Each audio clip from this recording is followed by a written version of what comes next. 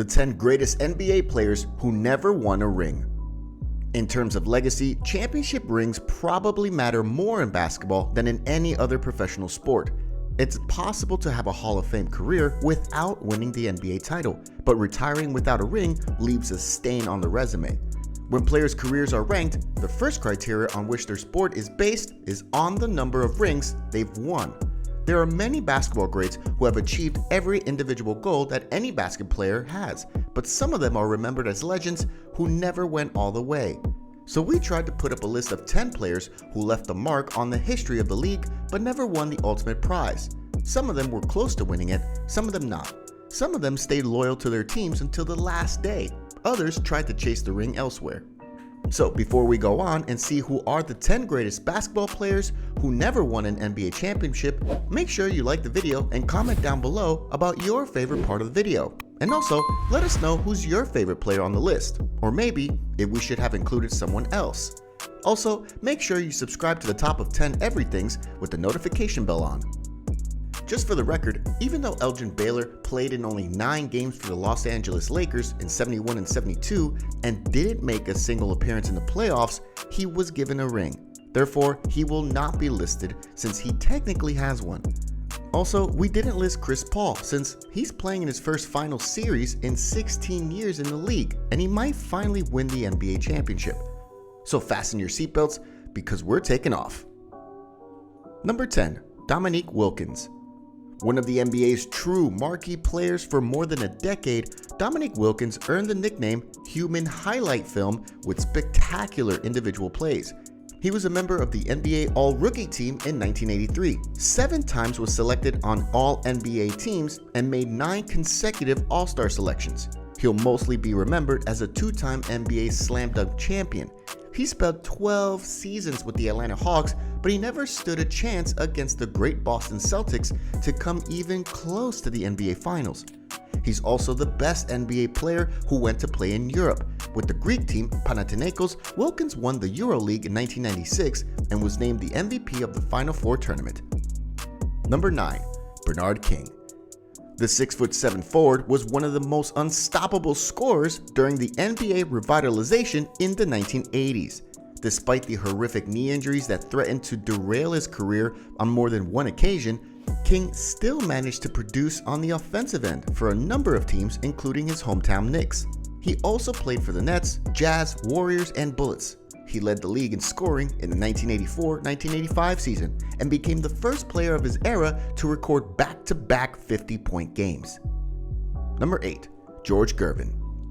Only Wilt Chamberlain and Michael Jordan have won more league scoring titles than Gervin's 4, and he was the first guard ever to win 3 of those in a row. The Iceman spent 11 seasons with the San Antonio Spurs and is second on the team's all-time scoring list behind Tim Duncan. During his career, Gervin recorded a remarkable streak of scoring in double figures in 407 consecutive games. Number 7. Reggie Miller. Reggie Miller spent his entire 18 seasons long career with the Indiana Pacers and took them to the 2000 NBA Finals, where they lost to the Los Angeles Lakers. He'll be remembered as one of the best and most clutch shooters of all time. Scared of no one and ready to play under pressure, Miller has hit many clutch shots that will never be forgotten. Unfortunately for him, he played in the Michael Jordan era, and whatever he was doing, there was a guy who could do better. With 2,560 made three-pointers, he ended his career as the NBA's greatest long-range shooter. After his retirement, only Ray Allen and Steph Curry surpassed him on that list. Number 6. Pistol Pete Maravich. Pistol Pete Maravich was a spectacular player whose ball handling and passing skills were something that was never seen before. After a legendary college career at Louisiana State University, where he averaged 44 points per game, he played 10 great seasons in the NBA, earning 5 All-Star selections and 1 scoring title. His only deep playoff run was with the Boston Celtics, where he made it to the conference finals. He tragically died of a heart attack while playing in a pickup game in California in 1988. He was 40 years old. Number 5. Allen Iverson. Despite being one of the smallest players in the league with his 6', 165-pound body frame, Iverson made a big splash right after entering the league. He led the Sixers with 23.5 points per game and won the Rookie of the Year award in 1997. His quickness and his signature crossover dribble often left even the best defenders helpless, including his idol, Michael Jordan. With his baggy clothing, flashy jewelry, and braided hair, he influenced the league culture. Despite his controversy, he was all heart as he led his Sixers to 1 NBA Finals. He finished his career with 4 scoring titles and 1 MVP award. Number 4. Steve Nash. The Canadian-born player was one of the best point guards in league history. His passing skills and playmaking abilities put him right there on the top with the all-time greats. Despite playing in a time when the bigs still dominated the league, the 6'3" 3-inch guard won back-to-back MVP awards in 2005 and 2006. He led the Phoenix Suns to epic playoff battles against the Lakers and the Spurs, but he never managed to get them to the finals. He would probably win a ring if the Dallas Mavericks owner recognized his greatness earlier in his career and offered him a contract like he proved he deserved. His pairing with forwards Dirk Nowitzki in Dallas and Amari Stoudemire in Phoenix was an absolute pleasure to watch. Number 3. Charles Barkley. Listed as 6 foot 6 inches, but actually more closely to 6 foot 4 inches, Sir Charles played the power forward position as well as anyone else in the history of the league. He'll be remembered as one of the most entertaining players of his era, as well as one of the toughest ones.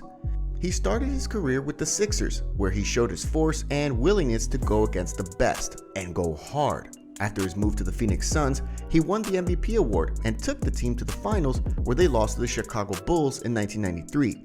Shortly after, he moved to Houston in the hopes of winning a championship, but a devastating injury in Philadelphia put an end to his tremendous career. Number 2. Patrick Ewing. By many the best player in Knicks history, Patrick Ewing spent 16 seasons in the Big Apple.